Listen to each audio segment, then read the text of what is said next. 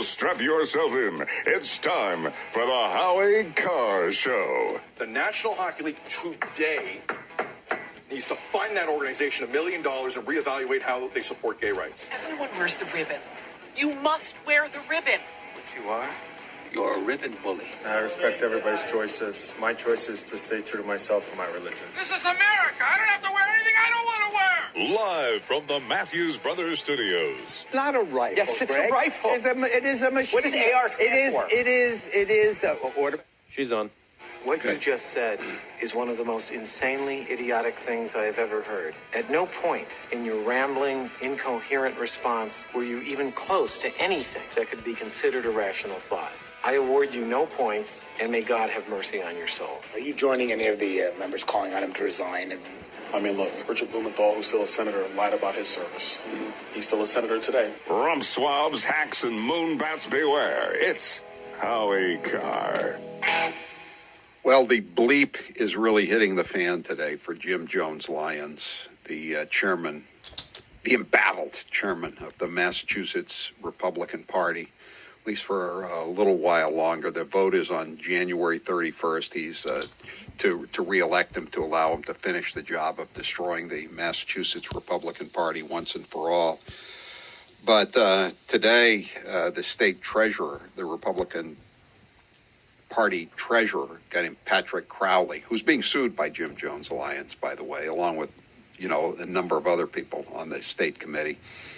He released documents which he's obtained from a person who was owed money by Jim Jones Lyons in the Mass GOP. This is a private detective, a private investigator from Essex County, from Newburyport, who did an investigation into basically the sex life of Maura Healey, now the governor of Massachusetts.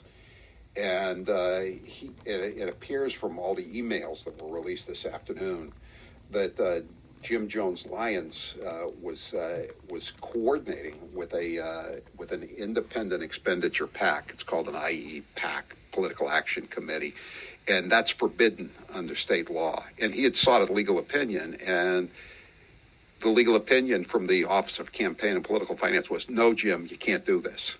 But he didn't care. He just went ahead and did it anyway. And he had his lawyer send a letter to the private detective last week when he, in response to the demand letter, and said, Jim never had a contract with you. But the emails proved pretty conclusively he did have a contract or did have a verbal contract. And because on October 13th, he said, stop the project we've been working on. And then they sent a bill, and he said, I'll forward the bill to the PAC. So he's got a lot of problems with OCPF, the Office of Campaign and Political Finance. Joining me now on the line is a woman who's been covering this as well, Jess Machado, and she's going to be working, filling in for Grace in a week or so on Grace's show. And Jess last night went to the I'm calling it the crazy tour, because this guy Jim Jones Lyons and Jeff Deal, they're going around just complaining and blaming everybody else for all their problems, and it's not their fault that they can't get elected dog catcher, let alone anything else. And so Jess went down there to Somerset in her home. That's where she lives. This was a couple blocks from where she lives, and just sat in on the meeting.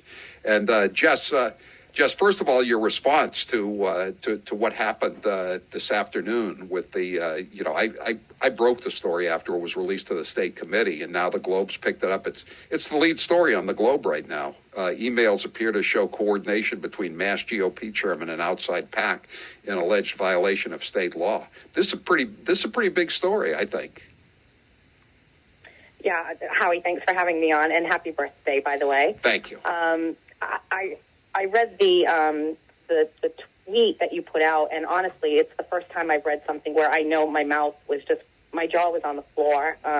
Each, tweet got worse and worse, in my opinion. The screenshots of the emails were very damning, and I think it paints a very clear picture that not only on the surface did we not pay a bill, right, that for this oppositional research, that seems to be the least of the issues. It's very obvious that there was communication with this IE PAC, and I think anybody who knows the basics of campaigns and politics, that's a big no-no. So it's very shocking, especially after, and I believe last week you had shared, there was communication with campaign finance asking about the parameters of this. Last February. Explicitly told.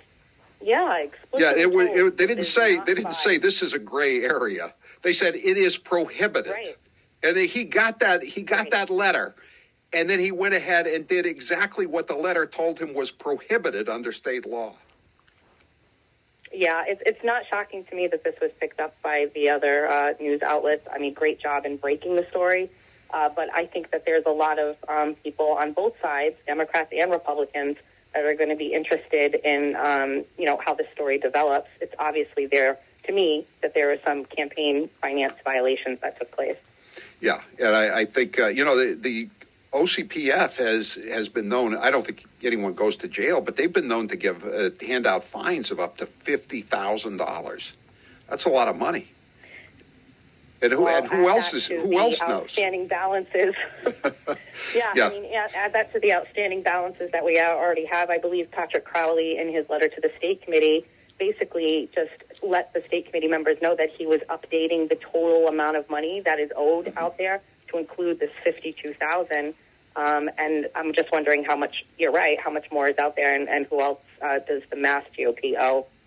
Right, and January 20th is when the state party has to, under state law, which again doesn't mean much to Jim Jones Lyons, obviously. Under state law, they have to file a statement of their assets and liabilities, but there's no way he's going to file that because I've heard estimates that the party could owe up to $300,000, and there's nobody left to give any money to it because he's destroyed the party. He's destroyed the apparatus of the party. The party hasn't won a single major election since he became chairman 4 years ago yesterday, and they've lost They've lost 3 sheriffs' offices. They've lost a district attorney's office. They've lost 10 legislative seats. It's been a complete disaster. They've lost the governorship, the lieutenant governor. It's been a complete disaster. This guy can't win an election, and all he wants to do is sue people. Yeah, I mean, it was most certainly a ballot massacre in November, but if he's looking for money, I think that he could probably tap into this new legal defense fund that he was touting last night at this meeting that he had here in Somerset. Tell us about this. He's been going around the state basically like he's a revival preacher, and only instead of passing the collection plate, he's trying to get people to sign up to be in his next lawsuit. All of these lawsuits are going to go away when he loses, or if he loses on January 31st. All he can do is let me ask you this, Jess. You were there for the meeting. It lasted about an hour. Did he attack a single Democrat, or was it just Republicans? He and Jeff Deal were attacking. No, not only that, but at the very end, the last question that he took from the audience, someone in the audience asked, "Can we just focus on the Democrats?" And he responded, "Yes, and thank you all for coming." And that was the end. He ended on that exact note with no, context or anything. So. Yeah, I mean, it was essentially, it felt like a pyramid scheme. Felt very Carr salesman-y. He was really trying to sell this lawsuit to the crowd. I think the people there were a little confused. I don't think they understood the players that were involved. It was very dark. It was very depressing. There was nothing lighthearted about it. And at the end, they sent papers around to everybody asking them to sign up to be a part of this lawsuit. And you think those people will get us? Chronicles. Do you think they'll get a solicitation? I don't know, but I couldn't help but think about, instead of passing out, cups of Kool-Aid, they were passing out these white papers to everybody to, join us, come with us, to get people to revolutionary suicide. Drink the Kool-Aid. Drink the Kool-Aid. In the next life, we will win an election. Maybe. Yeah, no focus on any of the real, meat and potatoes of the Mass GOP, which was helping, candidates or anything like that. This is very centrally focused on these lawsuits. Surprisingly, though, I was able to ask a question, and I asked Jim that I had heard rumors that he only wanted to be chairman for 1 year out of his complete term, And he said yes, that he only wanted 1 year, and that he wanted to be chairman from now until 2024 and start fresh in 2024 with new state committee members and a new chairman. So it seems he has some sort of a plan to just follow through with these lawsuits. Of course, just a couple of days ago, he said that he had no contract with this company, and now we read in the emails that were released today, he's saying in the project. And he's saying, send the bill. I'll send the bill to so-and-so. Let's set up a time to meet and talk. And he's also meeting with Rick Green, his finance guy, before they set up the Snooping operation. And Dennis Galvin, who's this failed candidate, who's also a former officer in the Massachusetts State Police, gets a pension of state pension for 20 years of almost $10,000 a month, and they're sneaking around trying to set up this snoop operation on Mara Healy. It's not very it's doesn't look very good for the Massachusetts Republican Party under Jim Lyons, does it?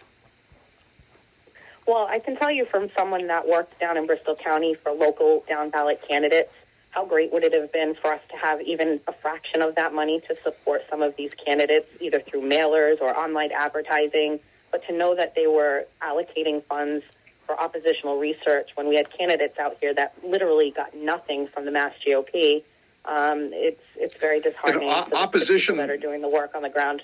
Opposition research a month before the election against the candidate who was 30-plus points ahead of Jeff Deal. Yeah, well, I mean, none of that candidacy made much sense. So just add that to the list of things. But you had a great point, Howie, by the way, where you said, there's an email that clearly states from Jim to tell him to stop the research or what he was doing. You can't stop something if it never started. So this was obviously something that was agreed upon. And I'm not an attorney, but it seems to me like there's a lot of smoking guns here.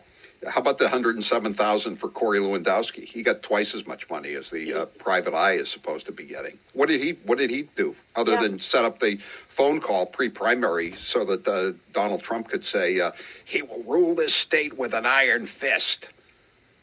That was it. Yeah, to Massachusetts voters, where it was very obvious that Trump wasn't going to move the needle for them. I think it's just another example of Jim just honestly not really understanding how to run a party. And I'm hoping that our state committee members get that, whether they're in his circle or not. You have to start looking at the wins and losses here, and it's not working out. We need someone new.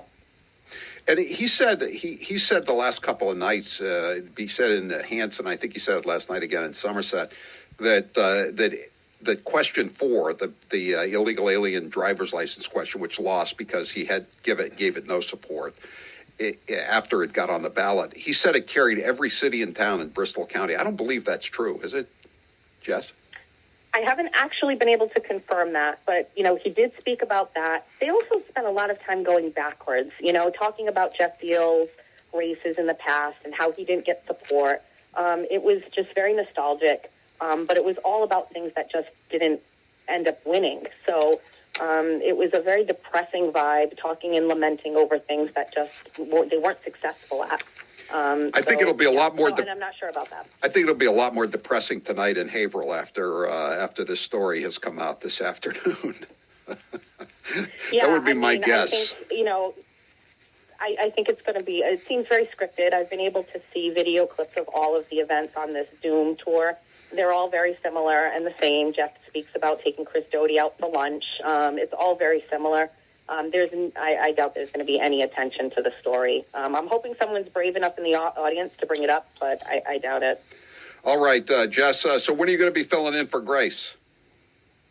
I'm very lucky to be filling in for Grace this coming Monday and Tuesday.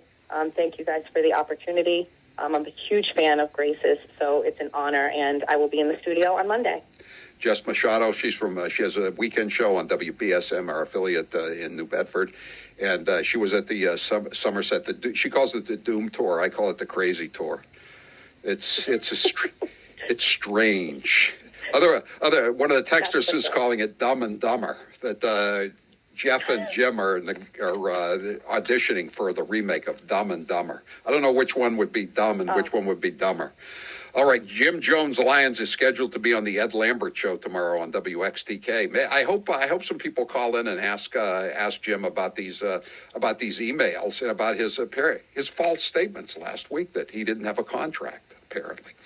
All right, thank you, Jess. We really appreciate you being with us. And also go to my Twitter account and check out all the emails. I'm going to read some of the emails when we come back from Jim Lyons, and he remember he denied he never set this thing up, but we have all these emails, and I've put some of them on Twitter. The Globe has put different ones out, but that we're still just scratching the surface. Do you know how many emails we've got on this? Some of it's pretty nasty stuff too.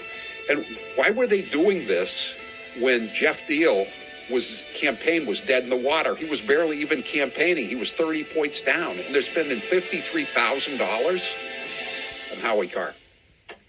Winter is here, and it's not going away anytime soon. Inflation isn't. Live from the Matthews Brothers Studios. 860 says, I could have saved them $52,000. Mara's going to be the worst governor in Massachusetts history. You're not telling us anything we didn't already know. We knew it. That's why we wanted him to nominate somebody who could win the election. Was that asking too much? Apparently it was. I just tweeted out another story from Mass GOP Majority on this, which kind of sums it all up. That's on Substack, but you got the link right on if you go to @Howie Carr Show.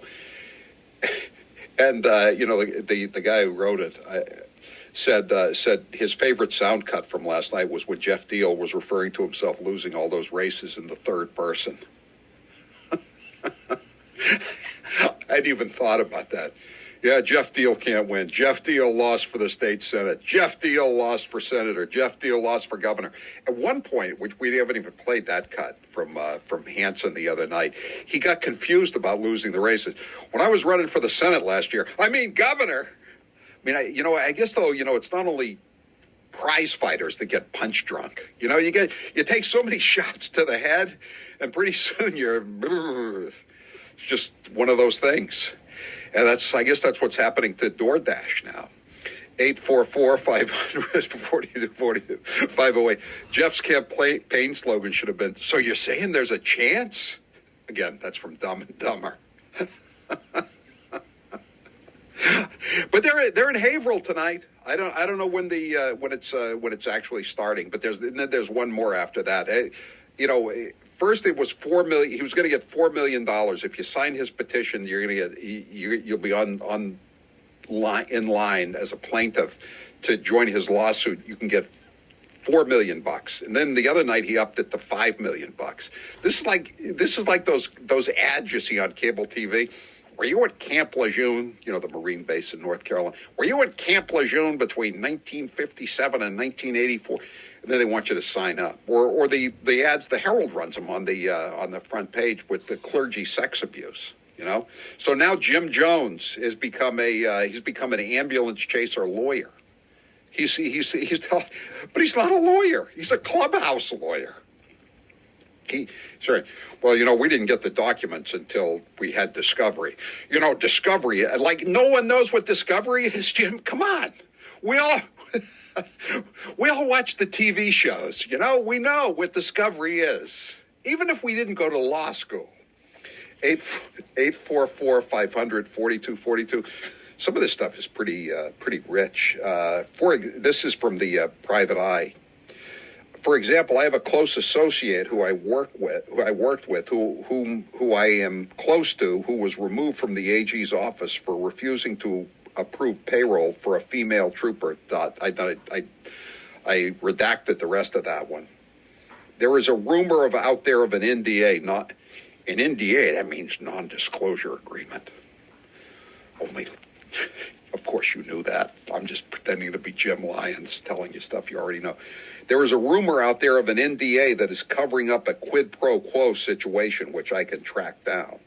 There were rumors of a state ethics violation that wasn't going well for her that ended up getting sandbagged.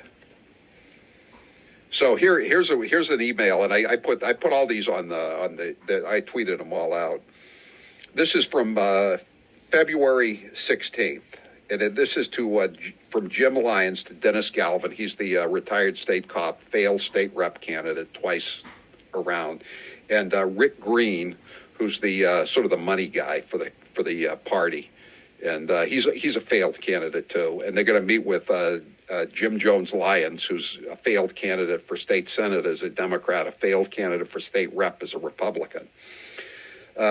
Gentlemen, could we meet tomorrow at 8:30 p.m. in Westford to discuss a proposal regarding A.G. Healy? But he had nothing to do with this, you see. This is February. Okay, let's see. This is October 6th. The investigation is underway. This is what, for your review, this is what we are still in the process of creating for the 522 former employees that are female. Again, DoorDash deal is not, he's barely campaigning. He has no money, and he's 30 points behind. And they're spending money on this rather than on trying to push Sheriff Tom Hodgson in Bristol County over the top, trying to get Dan Higgins elected as the DA for the Cape and Islands, trying to get Tim Whalen, a former state cop, elected as the as state rep, elected as the sheriff of Barnstable County. They're not working to get Lenny Mira elected up in Essex County. They're not working to get Andrew Shepard elected in Pepperell. Those guys lost by, Shepard just lost last night. It was officially declared by 7 votes. After this guy, Rick Green, who's meeting with Jim Jones Lyons, his parents write a letter saying, write in somebody other than Andrew Shepard, the Republican candidate, because he beat our person, a member of the Kool-Aid cult. And the guy loses by 7 votes when there's 60 write-in votes. Because they wanted to defeat a Republican. They didn't help out any of these Republican candidates. But listen to this. This is what we are still in the process of creating for the 522 former employees that are female. Males will get done next. Females first. I wonder why that is, right? October 8th. Since there are so many people, we are using these to focus on people. We are making educated decisions about who may have the information we need. And of course, that's about the sex life of the governor. And they're investigating also the social media of her and her former girlfriend, who's an associate justice of the appeals court in the state, and a female state trooper. You will be the first to know as soon as I have anything. Please forward this information to our mutual friend. Who's the mutual friend? 844-500-4242. 617. Doty was not going to win anything. He would have failed just as badly as Deal. Don't fool yourself. Well, I think he would have done better than 35%. You know, that's the thing. I mean, if he could have got 40 or 45%, you would have won all those races I mentioned, and probably a lot of other races as well. They lost everything right across the board, just like they lost everything in 2020, just like they've lost every special election for the legislature since Lyons got in there. They've lost every congressional race. They lost the Senate race. They lost the referendum questions. They lost everything. October 13th. You know, remember, Lyons has sent a letter. His lawyer, David Carr, no relation, send a letter to the private eye saying, we had no contract. Here's an email from Jim Lyons to the private investigator. Larry, as discussed, please do not do any additional work on the current project, Jim. So he doesn't have it's not his project, but he told him not to do any more work. Okay, 10/17. This is a few days later. Larry, on one sheet of paper, this is from Lyons. On one sheet of paper, please explain what you think we should highlight regarding your investigation. Thanks, Jim. It's not Larry's investigation, Jim. It's your investigation. You're the one who commissioned it. And then the next one, Larry, I will forward to Tony Nader. I will call you this week. Thanks, Jim. Tony Nader is the guy who runs the PAC. The PAC is not allowed under state law to have anything to do with either the chairman of the party, the nitwit Jim Lyons, or the nitwit candidate, Jeff DoorDash Deal. They're just, this is just astonishing that they're not. This is November 1st. He's trying to get the money now. The PI is trying to get the money. Jim Jones Lyons has gone. He's running away from his bills. I'm checking in as I haven't heard back from you. It's a busy time of the year for you. Is there anything else you need from me? I look forward to working with you in the future. That's on November 1st. November 4th. I have attempted to contact both of you with meaning him and Nader, the guy from the PAC. And again, this is totally illegal for the PAC and the party to be coordinating their activities. Totally illegal under state law. And you could say, okay, they're not going to prison for it. Probably not. No, they're not going to prison. People in other states have gone to prison for it, but they won't go in Massachusetts. But they could get fined. There have been fines of up to $52,000 in Massachusetts for this kind of these kind of crimes. And again, he asked for legal opinion. He got the legal opinion, and then he just said, screw it. I'm not going to obey the legal opinion.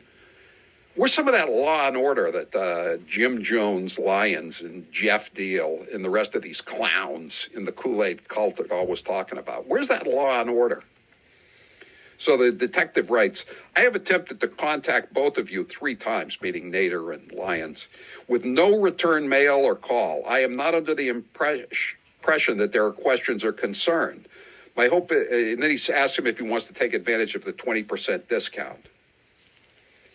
And so they get another November 21st. Please call me when you can. Mo, please, this is another person who works in the office. Mo, please call me when you can. I just called your office, Jim. And then he lists his personal cell phone number. So he doesn't have a contract with these people, doesn't owe them any money, but he's calling to set up a meeting with them. But of course, when the phone didn't ring, they knew it was Jim Lyons. 844-500-4242, 844-500-4242. I have a feeling that we're going to have more stories tomorrow. That's just a hunch. I'm keeping my fingers crossed that we're going to have some more stories tomorrow.